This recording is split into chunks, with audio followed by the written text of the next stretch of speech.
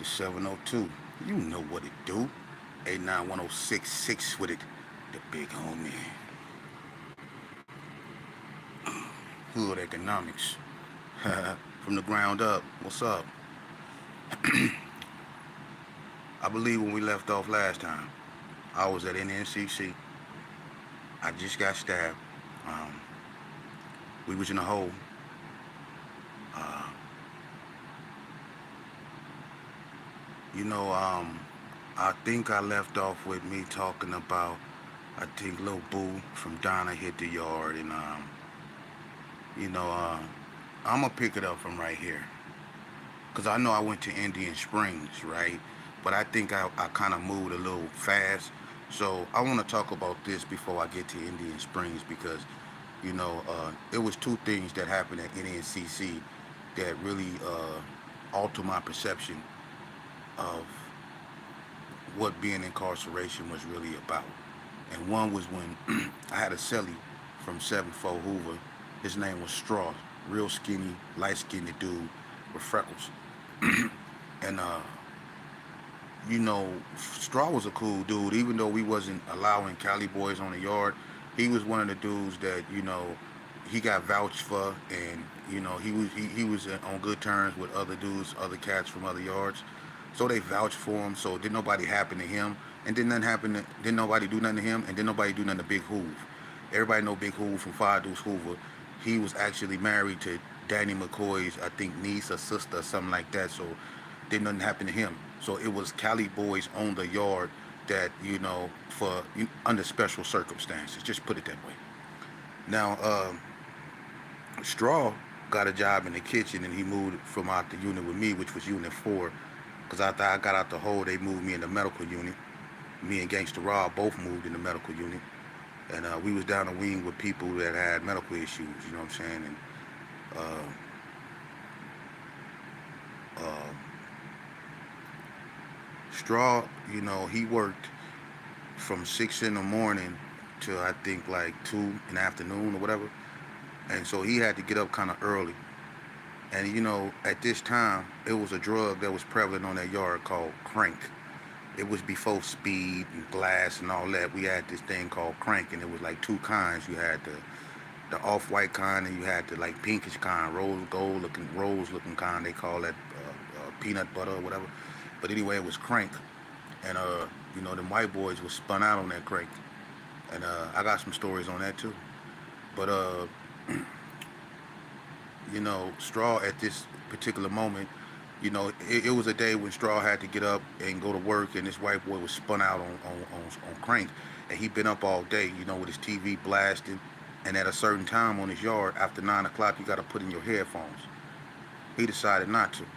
He decided he was going to let his TV play. Straw, he had to get up at 6, so he told the white boy, hey man, can you turn your TV down? I guess the white boy, not understanding the severity of what he asking him, or didn't care. But the white boy, just disregarded what Straw said. And Straw was one of them dudes that didn't talk loud. He didn't want to be seen or heard. He was just straight up, he was a cool dude, you know what I mean? You never would have thought that Straw, had a violent bone in his body like that, you know what I mean? But Straw didn't say nothing to him.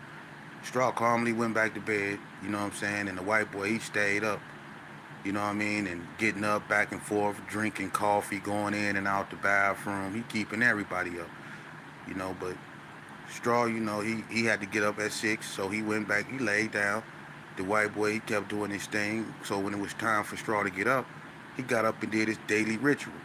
Got up, brushed his teeth, put on his state jacket, got dressed, got ready to go to the kitchen and work. But on this occasion, after he got through doing what he did, instead of him getting ready for work, Straw went and got his knife.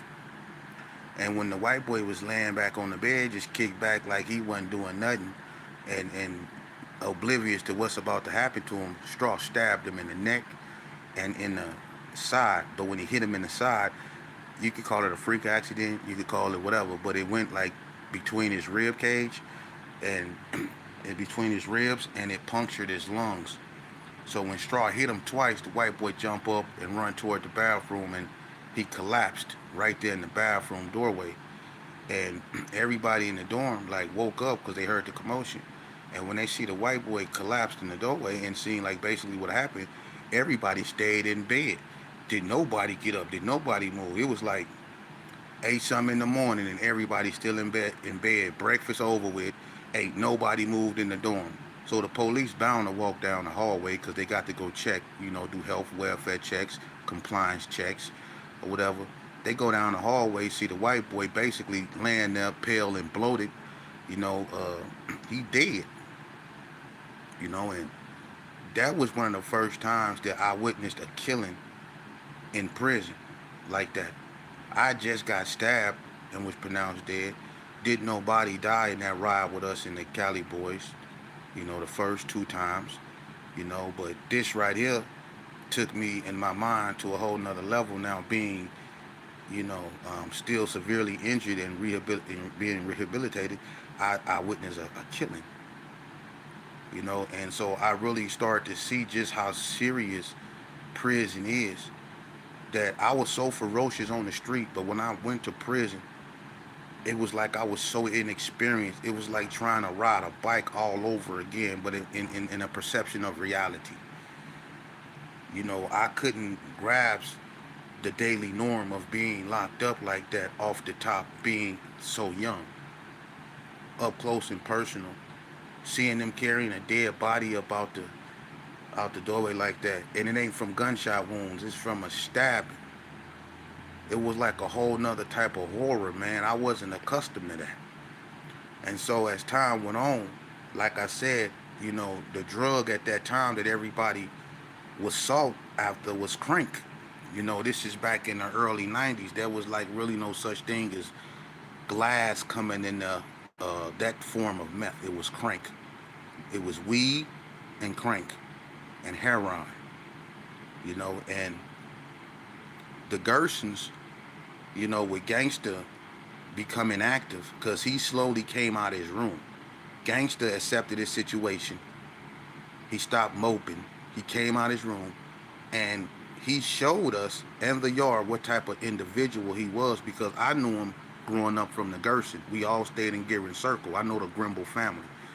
But I never knew him as being Gangster Rob, that ferocious individual in prison. I heard stories about this dude and how he stuck hangers in dudes' ass looking for dope and excuse my French, but I heard some serious stories about this cat and what my homeboys used to do to individuals. But to see him get active and really get out there and invoke the fear that he did in people, because when he got active, I swear to God, and I'm not lying, I'm not putting tens on twos. You ask anybody that know this cat and that was locked up with him, Gangster Rob was, when he went active, he had a drug habit. He liked heroin, okay? But he also had a reputation. I didn't know it was that ferocious. Just like Cornbread was on the street and people was scared of him, people was scared of Gangster Rob in the same essence in prison. I swear to God. He invoked the fear of God in people, and I didn't know why, but it was from what he did in the past. That was when I was a baby. I know nothing of that. But I witnessed him bully whole cars of people behind drugs to the point to where everything that was coming through NNCC, the drugs that was coming through there, he had his hands in everything. The only person that ever tried to contest him or say no to him was Big Zos from Oakland. And he told that cat he had till 4 o'clock to have his package. And he walked away from him. Now Zoe's a big light-skinned dude, swole. He ain't no punk. He was the leader of 4415 on that yard, Kumi. And they was in alliance with the Bloods. But the Bloods basically told Zoe, you on your own with that. We ain't going against Gangster for you. Realizing what was about to happen to him and he didn't have the help he wanted, and basically being from out of town, he caved in and gave Gangster what he wanted. And when I seen that, this big dude that people was following behind caved in and gave Gangster Rob half his package. And that was of crank and heroin and marijuana. So when everything touched that yard, Gangster Rob had his hands in it. The Gersons got broke off. We was having parties like you wouldn't believe in front of Unit 4. Pizzas, chicken, I mean, you name it. We had it on the weekends. Every time the coffee shop opened up, we buy half gallons of ice creams for everybody on the weight pile. Even if you didn't want it, you had it. We had the biggest radios on the yard. We had everything we wanted. We controlled that yard. And I'm not lying and I'm not aggrandizing. I'm telling you the truth. We ran that yard. We ran that yard into the point to where the Aryan warriors, and they leader name, his name was Jeff, old white boy. It was some racist COs on that yard. You know, you have COs like Holcomb, Flag, Moose, Weaver, uh, uh, what's that motherfucker? Wiley, Floam, Miss, what's her name? Tony Polk had her. What's that? Miss York, Dr. Gedney, Brenda Burns, uh, uh, Captain Roberts, um, Lieutenant Webb. You had some characters on that yard, man. You had the only black CO, Newton, on there.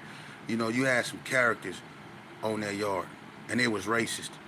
And you had this one female named Miss Stewart. She used to wear light and bolt earrings to work until we started complaining about it, and the warden made her take it out. So, and they used to go back and forth with the white boys, and they never understood how the blacks could be so outnumbered by the white boys, but yet control the yard and the drugs. So they started getting in these white boys' ears. The COs was. They started this. Cruz, Sergeant Cruz, they started this bullshit. They get in the white boys' ears and tell them how y'all outnumber the blacks 4-1, but they control everything. So now the white boys had a meeting on the athletic field.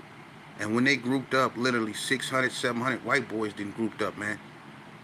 And it ain't that many blacks on that up in Carson City like that. So when all them white boys grouped up on that field, now mind you, Carson City and NSP are two prisons that's infamous in blacks being killed. I never got into that. And I'm going to come back when I'm get finished with my life story, and I'm going to give you episodes of stuff that I didn't give you episodes of. That's why I say we go cover all four corners. Alright? But the police get in Jeff's ear. So the first thing he do is, remember the lightning bolt situation with the female CO? He decided to shave lightning bolts in the side of his head. So now he flossing this newfound white supremacist shit. Excuse my French. We ain't feeling none of that. So when they grouped up on that field, the first people to take notice was the Cali Bloods, Capone and all them. They peeped the white boys on the field, and they like, what's going on? All the blacks is oblivious. Some is in the unit taking showers, some watching their daily programs, some is just doing what they do, some getting high, some laying up with another man. They just doing what they do. You know what I mean? But a little pack of blacks that was, leaving the gym decided to go over there, and some that was on the weight pile decided to go see what was up with the white boys. So as they was walking toward the white boys was coming out the field. So when they was coming out the field, the blacks say, hey, what's happening? Y'all all right? They say, no, we not all right. We Aryan warriors, and start shouting some weird Haru shit and all that old crazy old shit, them oldness be shouting, and got to talking about how, stuff finna change and they not finna go for it no more, and he was just doing too much talking, and he was just doing too much talking. He thought he was Hitler or somebody and got dropped. Bam! He got fired on. The leader got dropped in a pack of them white boys. It jumped right there, and them brothers, and it wasn't that many of them. It was about 27, 28 brothers. But they had something them white boys didn't have. Them white boys had numbers, but when they got confronted, remember I told you, a lot of brothers came off their weight pile, and they bought weights with them. And so when it jumped, and that white boy got hit, them blacks started launching weights at the white boys, and they scattered. Instead of the white boys sticking together, they scattered. They shouldn't have did that. And when they scattered, because the tower started shooting, some tried to sneak and get back into their units. That was stupid. That's what the blacks was. So the whites they were just in total disarray. They were split up instead of staying together as a whole and moving as a unit. They let whatever occurred on the yard mix them up. So when they laid the yard down, the white boys that made it in the unit was getting locked down their wings with the blacks. So everybody that was laid on the ground, we can look out our windows and we can conversate with them. Hey, what happened? So when we was looking out the window, we was asking people, hey, what happened, homie? What? Hey, these motherfucking white boys out here tripping, man. They try to take off on us talking about some unity march type shit. Woo, woo, woo. So we like, is that right? So when the white boys that was in the unit, thought they got away, we like, boom, boom, boom, boom, boom, boom. So we start taking off on them in the unit. Now the police that's outside trying to contain the yard got to come in the units now because it had jumped in the units. They didn't have the type of staff because NNCC is a small prison compared to prisons like High Desert, Southern Desert, and hell, even NSP when it was open. It's a smaller prison. It's small. I think it's even smaller than Lovelock. You know, they added these big warehousing-looking buildings to prisons like Southern Desert and NNCC to, add, more room for inmates. But the prison, as it set itself, is small. I'm serious. So they didn't have the staff to contain what kept happening. So they needed help, and they had the Goon squad from NSP come over there. Now this one, NSP is old Max. They became, that was old maximum security prison. That's the oldest prison in Nevada, built in 1865. But when they opened Ely became the new Max. So NSP went medium Max. But they Goon squad still operated like they was maximum security. So when they came over there, all right, we didn't smash these white boys, and I ain't lying. They didn't cut Jeff all up under his neck and in his face, and they did Jeff bad, and the white boys that was in the unit, they was getting beat up so bad, man. It was a shame. And they was just blood everywhere, man, and it was bad. And me, I ain't gonna lie, I had me a lock in the sock, and I was working that like the monkey on Lion King. I had that lock, I was tearing heads up with that lock. You know what I mean? I couldn't really get too physical because I had just got stabbed. But I had that lock in the sock and I was working it, boy, like that baboon on Lion King. I was working that sock, boy. And we smashed him. But when that Goon squad came from NSP, man, I remember Moose coming in the doorway and he said, all right, Camp Happy just turned into prison. Get the fuck on your bunk, put your face in your pillow, cross your arms and your legs, and you better not fucking move. And when they came in there, they had some dogs that looked like humans, for real. Man, they came in there, man, listen. And I ain't gonna lie, when I seen them big ass white boys that with that G.I. Joe gear on and them big ass dogs, and flashlights, and you heard them change. Listen, I could have won an Olympic gold medal for the dive I did in my bed. You should have seen how I dived in my bed, man. For real, I dived in my bed from 3 beds down and landed perfectly in the position that they ordered us in. And I didn't move. You would have thought I was a dead body as still as I was in that bed. Because they had 12 gauges that didn't look like they shot beanbag guns. They looked like they shot something that was going to make your ass drip fluid. So listen, people put 10s on 2s and, I took on a whole Goon squad. Listen, at this moment in time, when they told me what to do, I did it so perfectly and so genuinely. They just walked by me. For real. Because they wasn't playing. Anybody that showed any signs of anything, they was handcuffing you. They was dragging you off your bunk with them dogs biting at your ass, and they was dragging you into the hallway with them white boys that y'all beat up, and you was handcuffed, and they'll leave you there, and you better hope don't now one of them white boys got enough strength to get up and get revenge, because it was so many blacks that they did like that, and they did some just because they was mad that all them white boys got hurt like that. That's the first time I really witnessed true hatred, not just among inmates, not just among inmates and CO, but the system. The system itself revealed racism, because it was the police that started that. Even the white boys said it. They gave the police up and told them it was behind the police. The warden locked that yard down so tight they had the caseworker serving the food. Boy, when the caseworker serving the food, you locked down. And you eating in your unit. You locked down. We was locked down. Because it was a lot of white boys that got hurt. You know, and those was two things that I witnessed in NNCC that forever changed the way I look. I don't know if it made me a monster or if it was leading me down a path to being a monster, because eventually I became one. But this was the first time I seen racism, violence, and the first real true racial riot that I've really been in. There were other ones before this one that I didn't mention, and like I say, I will go back over them when I come back, but I had to mention this one because the sheer, I mean, listen, remember I told you about the female, her name was Miss Stewart. She wore the lightning bolts in her ear, and she was so disrespectful.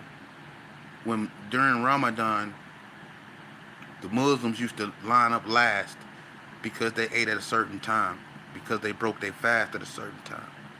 And she used to stand there by the food slot, and she used to ask some stupid, some of the stupid, most racist questions, like why Muslims don't eat pork, you know, or how are you a Muslim and you from America, you know, or do you even know what a Muslim is, or how do you spell that? Muslim, how you say it? She was being so very disrespectful to dudes that was in a state of, you know, when you during Ramadan, until you break your fast, you have to stay in a state of like purity. You can't cuss.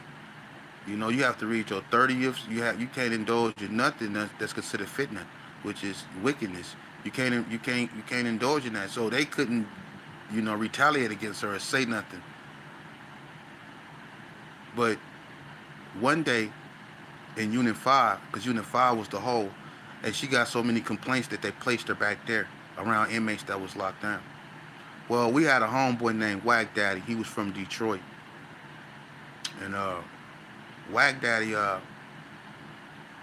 he went to the hole, you know, for the issue that happened with the white boys. He was one of the ones that got caught up. And when he was using the phone, unfortunately for him, he called home one day to find out that his stepdaddy beat his pregnant mama to death in Detroit. So he on the phone, and you can imagine the sounds, the hurt, the pain, the anger that he feeling to hear that his mama, his pregnant mama, has just been beaten to death by his stepdaddy. He in the hole. So he banging the phone receiver against the telephone real loud. Who wouldn't after hearing something like that? So she tell him to hang the phone up and lock it down because he was being so loud. Of course, he go ignore her. He just heard that his mama was beaten to death.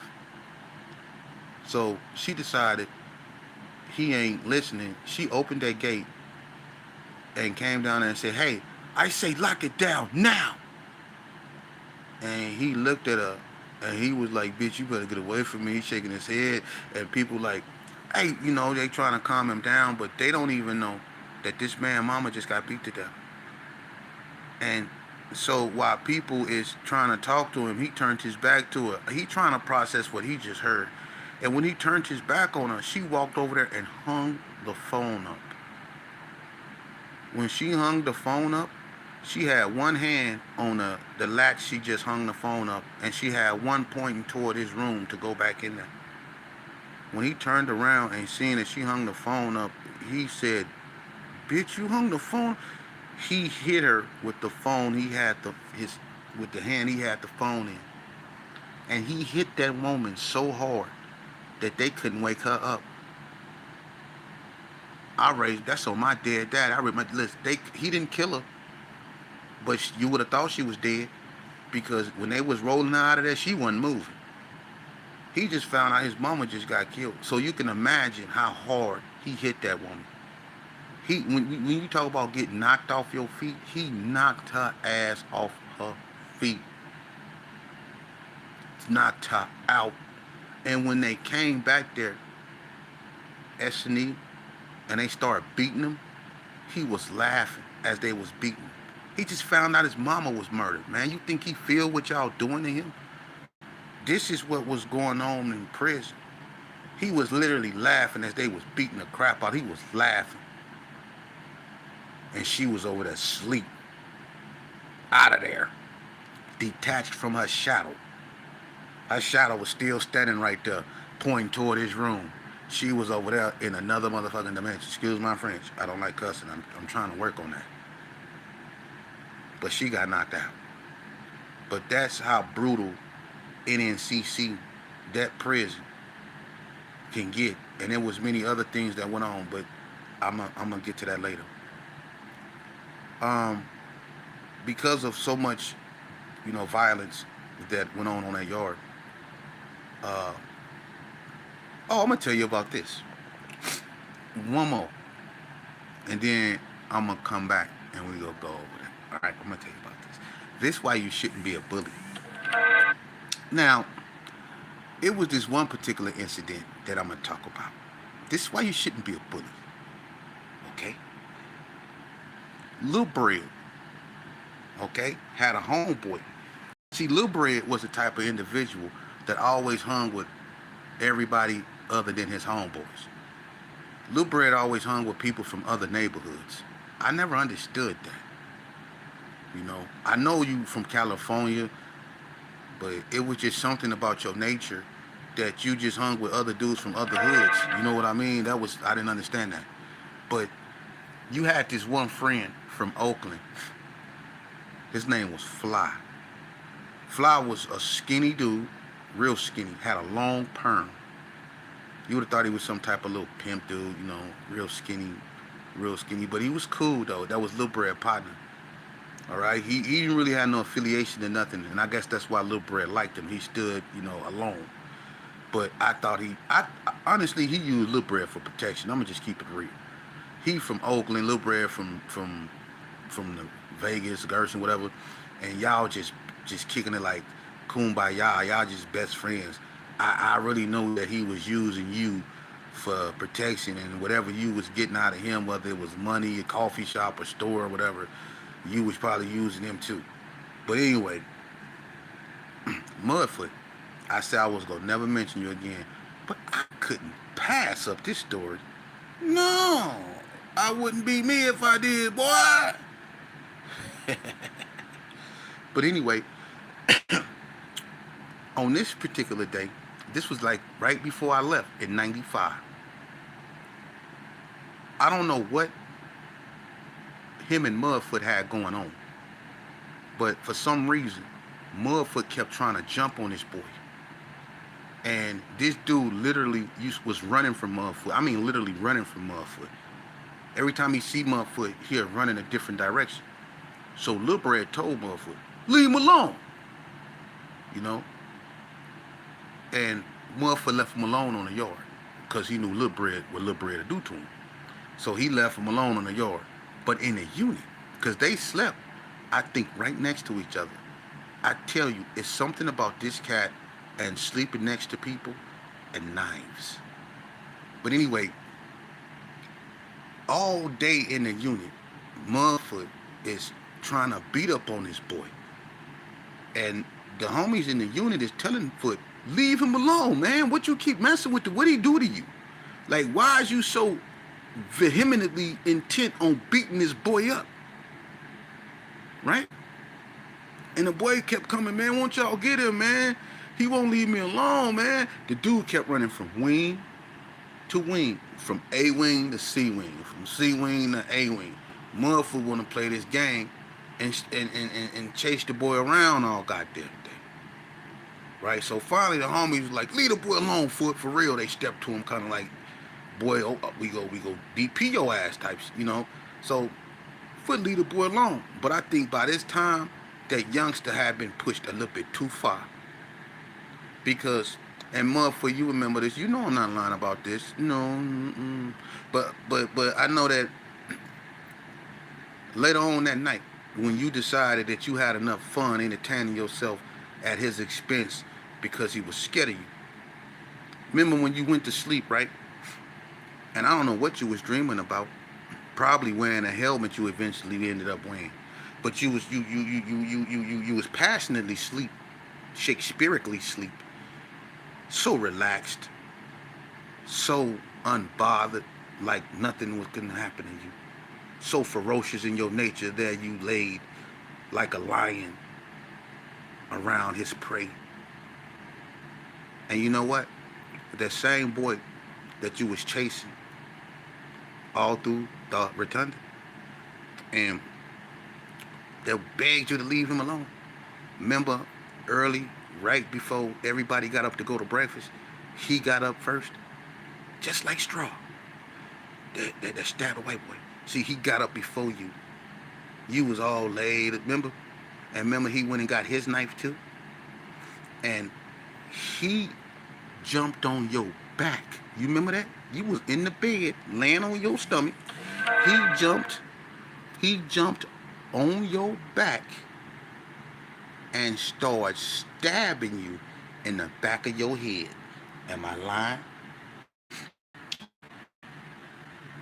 Now, remember, yeah, he stabbed you all in the back of your head.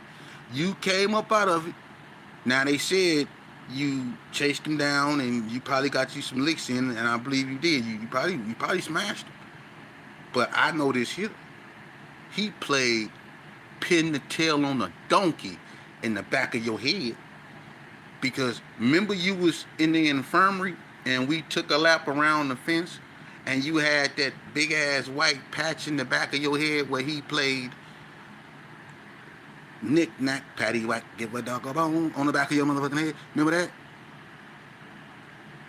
That's why you shouldn't be a bully or perceive something that's not big or out there like that as something that's weak. See? You shouldn't be a bully. Because that boy could have killed you. He stabbed you all in the back of your noggin. And if he had the strength, I think he probably would have killed you. And you know that. But that's why you shouldn't be a bully. Okay? And since you want to be a part of my story so bad, now you are. I got more stories on you, but I'm not going to go there. But I couldn't pass that one up right there because he told your ass, he Norman Bates your ass. He got on your back and was stabbing your ass. He was stabbing you like he did you foul. Huh? Yeah, you remember that? That changed your life too. It did. When I come back, I got moved down. The warden got talked, they got tired of us, doing what we doing. Gus came to the yard. They ended up transferring me, Lil Boo, and J-Wack to Indian Springs. And remember I told you how Lil Boo was running behind Michi. And he was very quiet, Big Looney from Valley View, they wouldn't let him hit the yard. Lil Bread wouldn't let him hit the yard because Cornbread had just got shot up. We just got word that Cornbread, along with a few more people that ended up leaving him, left him in the house, got shot up in the little carry-arms by, some cat named Maurice up out of Valley View. And, Bread came in there, from what I hear, kind of arrogant and said, how y'all go throw a party over here without inviting the Gersons? And went in there and grabbed a rib out the stove that they cooked, and not knowing that this boy was armed, and that boy shut the door on him, and he started popping. And, Bread took the worst of it, and, they left Bread because when they got through shooting, the female say, get him out of here. She didn't want Bread down in the house. And they threw Bread out the back door. So what the homies was, if they was able to throw Bread out the back door like he was a piece of trash after they just shot him up, that's why Bread was crippled. That was really the end of Bread heyday right there, because he never really recovered from that. Bread had a permanent limp. And I'm gonna get down to that, but like I say, they transferred us to Indian Springs, and I'm gonna get to what transpired down there, and give more clarity to what's going on. A lot of it I'm gonna have to come back and go over, like I said, because I can't cover all that in one episode. I'm gonna go back and I'm gonna talk about a whole bunch of stuff that I didn't mention. So bear with me as I go from the ground up. 39 coming. Y'all stay tuned. Stay aware. Stay away from stuff that ain't for you. Just because people watching you, that don't mean that they clapping for you. Some of them watching you to fail. Alright? Remember that. Till then, from the ground up.